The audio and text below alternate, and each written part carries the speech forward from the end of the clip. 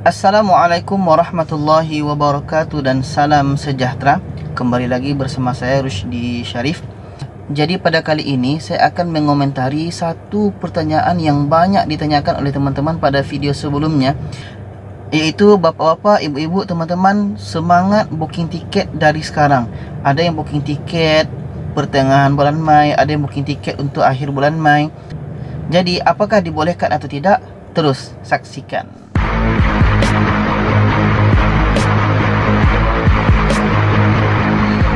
Jadi bapak-bapak, ibu-ibu, teman-teman sekalian, di sini saya menyarankan bukannya tidak boleh pulang kampung ya. Karena yang ingin pulang kampung itu bukan bapak ibu, bukan hanya teman-teman, tapi saya pribadi pun dan banyak orang di luar sana yang ingin balik kampung. Apakah kita warga Indonesia yang ada di Malaysia ingin balik kampung ke kampung kita sendiri, atau warga Indonesia yang di mana saja di negara-negara lain, semua ingin balik kampung. Tapi sekarang ini kita terikat dengan satu aturan bahawa kita tidak bisa membuat perjalanan seperti biasa.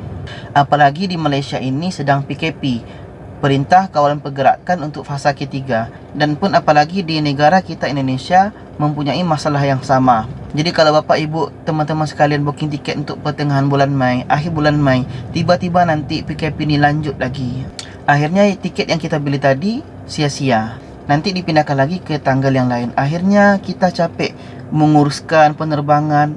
Alangkah baiknya duit yang kita gunakan untuk booking tiket itu kita simpan, kita gunakan untuk sehari-hari kita di sini. Karena kita sama-sama tahu kita susah mencari duit sekarang, dan pun ramai yang tidak kerja. Jadi sementara kita ingin balik kampung, tapi transportasi itu susah. Jadi alangkah baiknya duit yang kita peruntukkan untuk tiket itu kita simpan dulu, kita gunakan untuk di sini, untuk makan sehari-hari kita sampailah masa ini selesai. Dalam satu minggu kalau kita hanya sendiri sini atau dengan isteri atau dengan anak, mungkin 100 atau 200 ringgit tidak akan habis kan. Jadi kalau kita dah booking tiket sampai 1000 ringgit untuk satu kali perjalanan, itu sangat banyak sekali. Akhirnya tiket yang kita beli dibatalkan juga.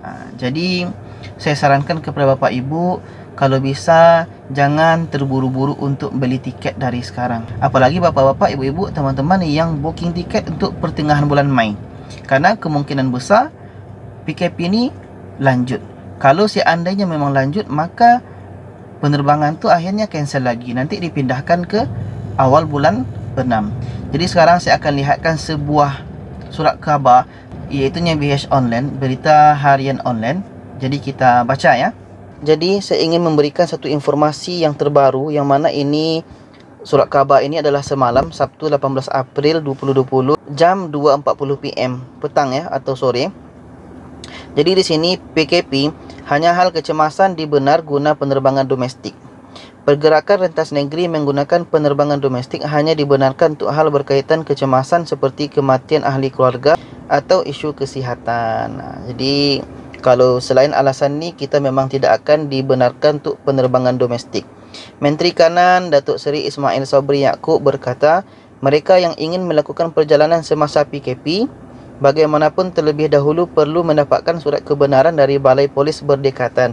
Jadi kalau kita ingin melakukan perjalanan, atau kita mungkin yang nekat balik kampung, kita mungkin yang juga ingin balik kampung, bapak-bapak, ibu-ibu, teman sekalian, saya sarankan pergi ke Balai Polis yang berdekatan untuk meminta surat perjalanan, supaya nanti selama kita di jalan kita bisa aman.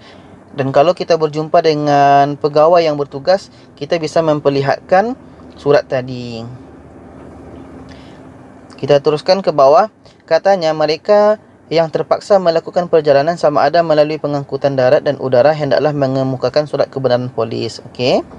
Lepas tu SOP antara negeri menggunakan darat, laut atau udara adalah sama, iaitu dalam kes kecemasan saja dibenarkan. Okey, seperti yang tadi, kalau selain dua alasan tadi tidak dibenarkan ya. Itu kalau domestik. Menteri Kanan Datuk Seri Ismail Sabri berkata, ketika ini penerbangan domestik masih dibenarkan melalui lapangan antarabangsa Sultan Abdul Aziz Shah Subang, manakala tiada penerbangan ke mana-mana destinasi di Semenanjung keluar dari KLIA. Okey. Jadi di sini disebutkan bahawa tidak ada penerbangan dari KLIA ke mana-mana tingkat domestik yang ada di Semenanjung ya. Contoh kita mau pergi ke Kedah, Kelantan, itu tidak ada penerbangan. Seperti yang kita sedia maklum, Kementerian Pengangkutan sudah memaklumkan bahawa tiada penerbangan domestik di Semenanjung beroperasi. Okey, seperti yang kita sebut tadi. Bagaimanapun, untuk penerbangan ke Sabah dan Sarawak dijadualkan seminggu sekali. Namun, penerbangan domestik masih dibenarkan di lapangan Subang melalui perkhidmatan Fair Flying. Semalam seramai 479 penumpang menggunakan lapangan terbang berkenaan. Jadi ini bagi yang ke Sabah Sarawak ya, dan pun yang sudah mendapatkan surat daripada Balai Polis, dan yang dibenarkan ini hanya kes-kes tertentu seperti kematian ahli keluarga tadi ya. Dasar kerajaan berhubung pergerakan antar negeri masih kekal sama. Pergerakan antar negeri tidak dibenarkan kecuali mendapat surat kebenaran dari pihak PDRM. Maksudnya surat yang kita minta tadi. Pada masa sama, Datuk Seri Ismail Sobri berkata bagi warga Malaysia yang pulang ke Sabah dan Sarawak, mereka akan dikuarantin sejurus tiba di kedua-dua negeri itu seperti yang diumumkan sebelum ini. Diminta mengulas mengenai tindakan syarikat penerbangan yang sudah mula membuat iklan penjualan tiket penerbangan selepas hari terakhir PKP yang dijadualkan tamat pada 28 akhir ini. Datuk Seri Ismail Sobri berkata pihaknya berharap mana-mana syarikat penerbangan untuk beroperasi hanya apabila dibenarkan kerajaan. Katanya walaupun PKP ditamatkan, ada SOP tertentu yang akan diperkenalkan selain tidak bermakna sebaik sekatan pergerakan itu tamat. Semua pihak bebas untuk bergerak ke mana saja seperti sebelum ini. Kalau syarikat ini sudah mula menjual tiket dan sampai tarikh itu kerajaan tidak membenarkan, maka kita tidak akan benarkan penerbangan diteruskan. Jadi seperti yang saya sebut tadi, jangan kita terburu-buru membeli tiket untuk pertengahan bulan Mei atau akhir bulan Mei ini. Seandainya PKP ditamatkan untuk fasa ketiga ni dan tidak berlanjut ke PKP fasa keempat, penerbangan ini mesti juga mendapat izin daripada kerajaan.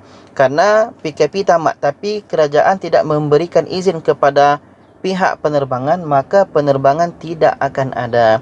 Makanya seperti yang saya bilang tadi, jangan terburu-buru dalam membeli tiket. Dan satu tambahan lagi, setiap bapa ibu teman-teman tanyakan kapan bang ini jadual tarikh ini. Makanya saya buat info hari ini tanggal bla bla bla bla. Di bawahnya saya iringi dengan apa-apa perubahan jadual penerbangan tergantung pada kondisi terkini di Malaysia dan di Indonesia. Dan juga ada saya buat setelah tanggal itu saya buat apa-apa perubahan jadual penerbangan tergantung PKP di Malaysia berlanjut atau tidak. Jadi bagaimanapun kita mesti cepat mencari tahu keadaan penerbangan di Malaysia ini ya. Walaupun PKP berlanjut, tapi kita mesti dengar lagi apakah kerajaan membenarkan atau tidak. Okey, itu saja yang ingin saya sampaikan. Mudah-mudahan kita faham dan mudah-mudahan kita diberikan kesabaran, ketabahan selama dalam kondisi ini. Dan jangan lupa share video ini ke yang lainnya supaya lebih ramai yang tahu. Terima kasih. Wassalamualaikum warahmatullahi wabarakatuh.